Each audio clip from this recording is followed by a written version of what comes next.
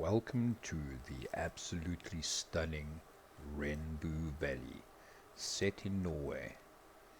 When I was looking for a map that I could go and show the new Hay and Forage DLC to those few followers I do have, hopefully more after this, this was the first map that came to mind. Lots of terrain, uneven, very alpine-esque in how it behaves.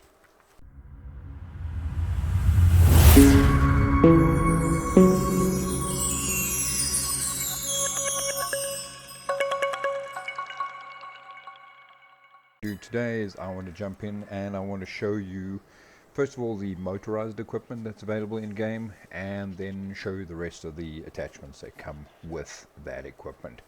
So starting off, we're going to jump into the DLC pack, and we're going to be looking at the three new tractors that are in place. So we start with the Reform Mettrack H75, $103,500. This is a 75 horsepower unit. It has front and rear attaches, and it has somewhat of an independent suspension. It can move up quite rough terrain quite easily. Not a lot of options in terms of tires, Mitas or Mitas, I don't know how to pronounce that, and BKT, and then colors, you've got quite a range of colors. License plate as per standard with the FS22 now. This is this unit over here. Now looking around inside the cab, very well laid out, you know, all the different steering columns, and you know it's nicely set out, it's neat, it's quite visible, you can see clearly all the way around the tractor. Mirror placement is also very good. That's always something I find that's a problem with tractors in game. You either have these huge mirrors but you can't see anything, or you have tiny little mirrors and they're perfectly placed but it's so small you can't actually use it. Second in the list is the Rigitrack. This unit is $127,500. It has a single and twin wheel option and a license plate, 75 horsepower and 40 kilometer per hour operating speed. Both of these tractors run at that speed. Looking at the tractor, jumping inside of it, also very well laid out, nice visibility all the way around, nice mirror placement, or reasonable mirror placement, and you know, great visibility on the front and rear attaches, or at least the rear and the front attaches, so you can drive up to something quite easily and see exactly where you're attaching without battling and guessing where you're operating if you don't have the right mirrors in place. Alright, so far both of these tractors are all fully automatic, so there's no gear ranges on it. There is a vehicle that is not automatic, but we'll get to that unit shortly. Righty, so then the third of the tractors is the big Reform, the Mountie 110V. $121,500, and it is 109 horsepower. We've got Michelin, Friedenstein, Mitas as options, and you've got twin wheels on the Michelins only. Beyond that, not many options to select. Front and rear attach, 40 kilometers per hour, very much the same, just got a slightly bigger tank than the previous one and a little bit more horsepower. Looking around inside the vehicle, you know, nicely laid out, nice visibility. It doesn't have great visibility on the front attacher, but the rear attacher works just fine. But the size of the tractor, you're not getting penalized at all, and you actually do have visibility to the wheels on this side. Just, you know, nice to have, I guess. It's not going to bring any value to your life, but you can attach quite easily once you're in the tractor. Now these tractors, when driven over rough terrain, actually handle the terrain very well. So let's go and take this up the hill over here. They're all wheel steering across all four tractors. Sorry, did not mention that. So if we take it over rougher terrain, it handles, the cab actually stays upright in this unit. So you can do a very steep incline, very alpine-esque kind of environment, and you'll be able to run this tractor without any real issue. The Reform Mali T8X. This unit has got different beds. Here is a pickup, a forage wagon or loading wagon attachment. If you look across, there's a load bed on that one over there. That load bed can be for bales, or you can have it as a tipper truck. And there is an additional option. Let me just show you all of them. You have tipper with front guard, you have the bale trailer, and then you just have the front guard, which is just a load space, and then just a flat tipper. So there's 4 options to this configuration, and from a coloring perspective, you have pretty much the same colors across all the units. So you can color code, or you can have them the same all the way around. Then on the loading wagon, you can have a silage additive tank on there. So if you're making silage, you're good to go. And from a colors perspective, very much the same. So you can have your favorite pink on there if you so choose. Now, when you look at these trailers allow the rear hitch of the Mali X8 so that you can tow, and then those units have got a front hitch. So here's the unit over here. It's 109 horsepower, 120 liters, 50 kph, so it is a little bit faster than the tractors. Tire options, Mitas Continental only, and then you get twin wheels on the Mitas option. Roof setup, you've just got 2 designs there, improves lighting. You have a beacon option that can sit across the top, and on the front you can have no mount or 3-point mount. Now I need to confirm this, but that does look like you can hitch like a trailer or something like that. So if you wanted to just pull something out of an odd space, you'd be able to do that. But you've got the full 3-point linkage over there. Colors, very much the same colors throughout all of the vehicles. Hop into the unit, looking inside the cab. Great visibility throughout, except when you actually go and attach the unit. Let me just back up, but that is obviously going to be the case. Learn to drive. I don't really do in-cab too often, so excuse me while I mess it up. Alright, there we go. So obviously visibility is a little bit reduced there, but you do have the mirrors that are doing their job quite effectively, and you can see right down next to you quite easily. Set it up like that. Sorry, just unload, unfold, and then I can pick up with what seems to be kind of a standard around about a 2.6 meter pickup radius of the pickups. This applies for all of the units in this DLC. This unit over here, there's the tipper. Now, like I said, you can have a flatbed, you can have the tipper with rail, without rail, and then the bale loader. And it does have a tip function on it. The capacity on this, okay, 2,400 liters load capacity on the back of this unit over here. Foot operated or pedestrian operated equipment, we've got this Brielmeyer 29 EFI. This unit comes in 2 options. You have the mower option that we're looking at the moment. You basically, it runs at 8 kilometers per hour or 5 miles per hour.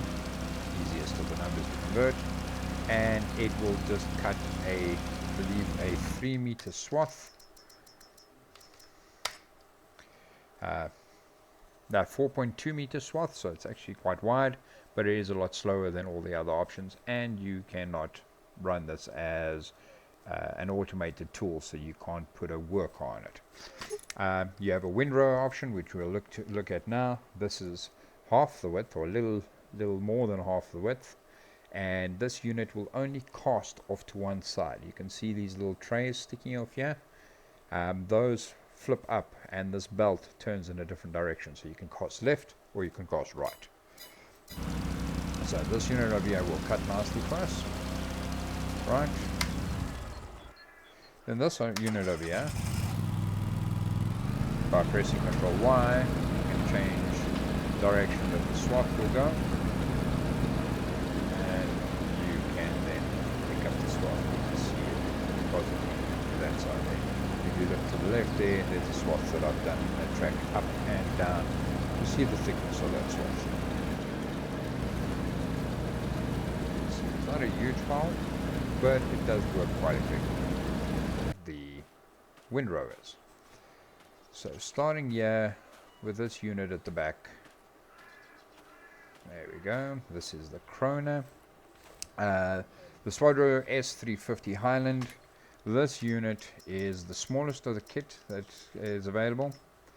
That gives you a 3.5 meter swath running at a 15 kilometers per hour.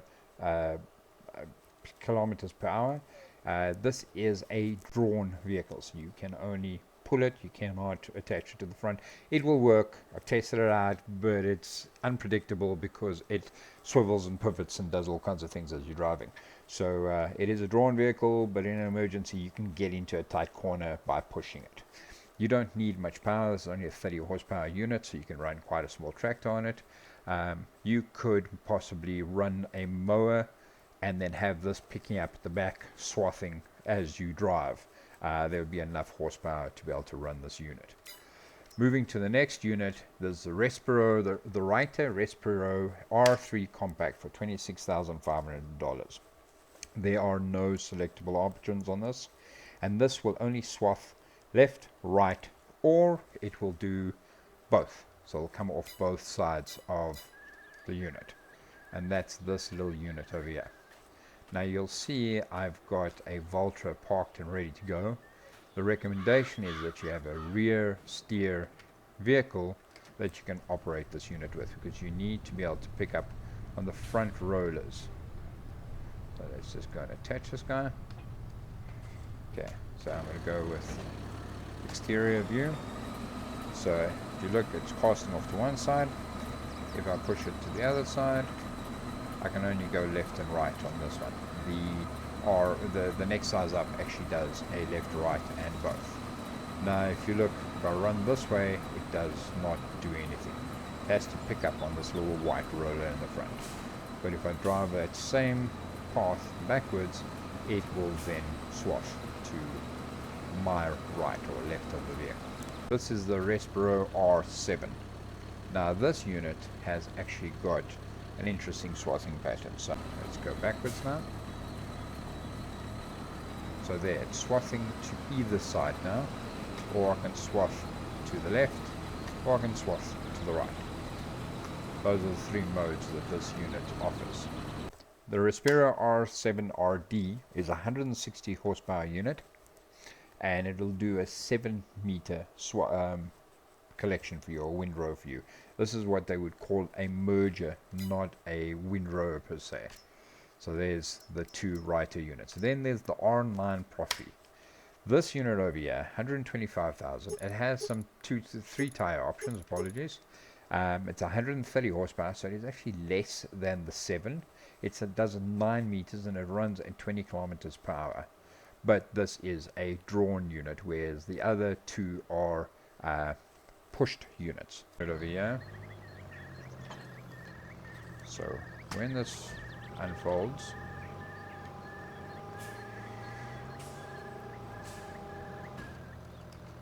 so this unit has a cast to the left, it will cast to the right, it will then cast to the outside, the same as the R7, but this one will also do a cast to the middle.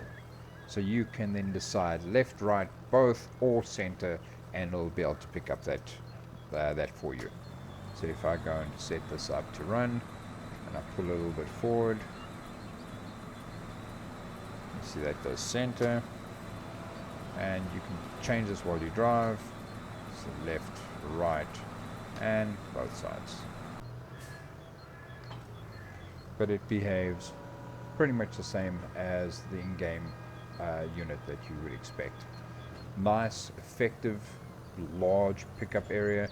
You can clean up 40 meters of grass, straw, hay, whatever you're trying to windrow.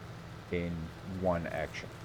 There is no swathing direction with this. It is middle swath only, which is standard for this size piece of equipment and how it behaves. The mowers. So in game, or in this DLC, there are 3 mowers that have been added. You have the Tornado 3, the Sepp Knussel Tornado 306. It is a 3-meter unit. It is a front attach, so you have to drive forward. I have tested this. You can push and pull, so front or rear attach any of these mowers that we've got showing here. The reason being is none of them do any swathing. Then you've got the Sepp Knussel 306 Plus. This appears to have a conditioner sitting at the back here. So when you're running a Maze Plus or something of that nature, this would have that conditioning unit in it. Also 3-meter unit, also the same operating speed of, I will confirm, but I believe 22 kilometers per hour. Then we've got the Krona Easy Cut, the F320. This unit is a 3.2 meter.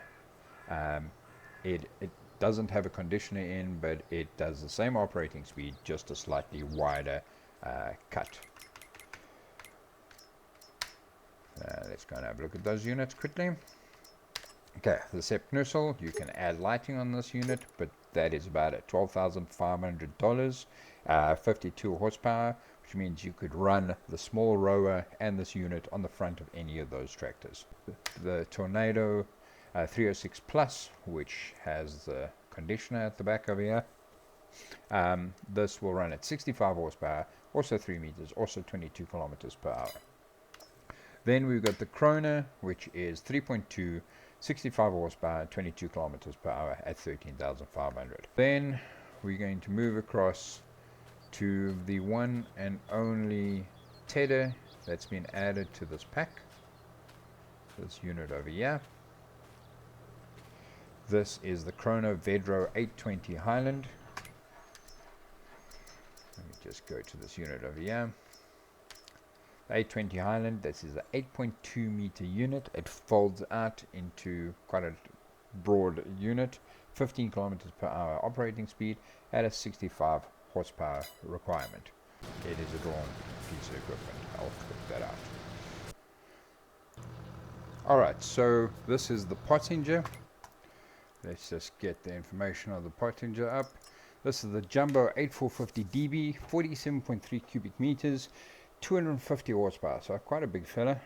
17 kilometer per hour operating speed. Then you can have the pickup on or off. There are some tire brands that you can choose from. There's 4, with the only ones having a difference is the wide tires. There's a billboard option on the back, and then the cover across the top, and then the silage additive tank for when you're making silage, and then the number plate, of course. So 104,300 as a fairly standard setup. So if you go and run down,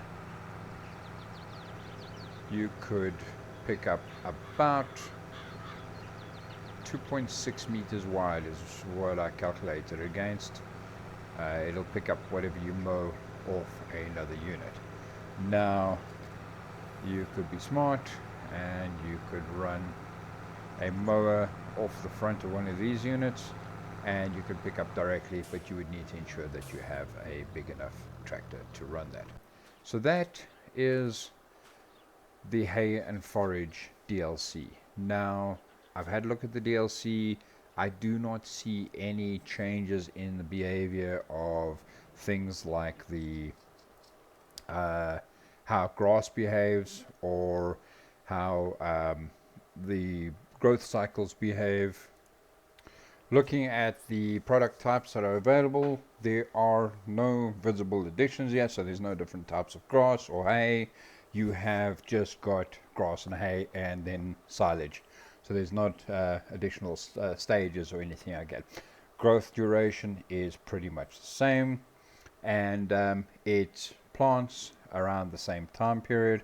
So there's not much change over there. There's no change in terms of animals and how they behave, so there's no food additive changes or anything of that nature.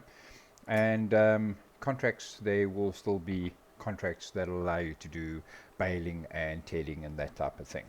If you are someone who likes the Alpine style gameplay, thinking back to FS19 when the Alpine map was released, very much the same kind of operation. Some of the equipment that was in that release of 19, there's similar like hints at the new equipment that's come out, and some outright matches like the Regitrack unit.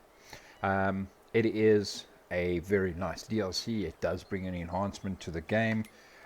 What it does do is it builds on where Giants has been going in terms of the areas they tried to cover. You know, the Gowal pack that brings in a whole lot of baling equipment, wrappers, you know, stationary balers, that type of thing, definitely will work well with this pack. The Vermeer pack, where you've got the actual self-driven baler, as well as the different baling options over here, that will work very well with this pack. You could always team up the TM1410 with one of the front attached units on a slightly bigger tractor, and you'd be able to get a 9 meters with a cutting width out of it. So you can mix and match between the different DLCs and get a good mix of the three packs there.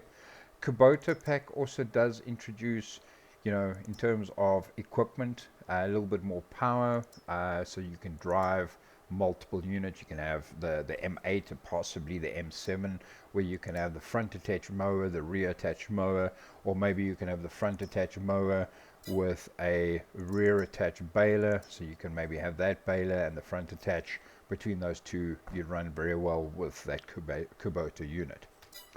All in all, nice pack. I do recommend it. Definitely something that fits, although there are some things for the larger scale, definitely fits around the smaller scale stuff, tighter fields, you know, more European style, more Alpine style. Give it a try. It is out the 13th of June, so only a few days from where I am at the moment. Yes, hit up Giants, go and pre-order, and when it releases, put it in. It is definitely worth your while. This is Weatherman with my first review in a really long time. I hope you enjoyed it, and if you stuck around this long, please hit the like button, subscribe, and definitely going to be adding more content over the next while.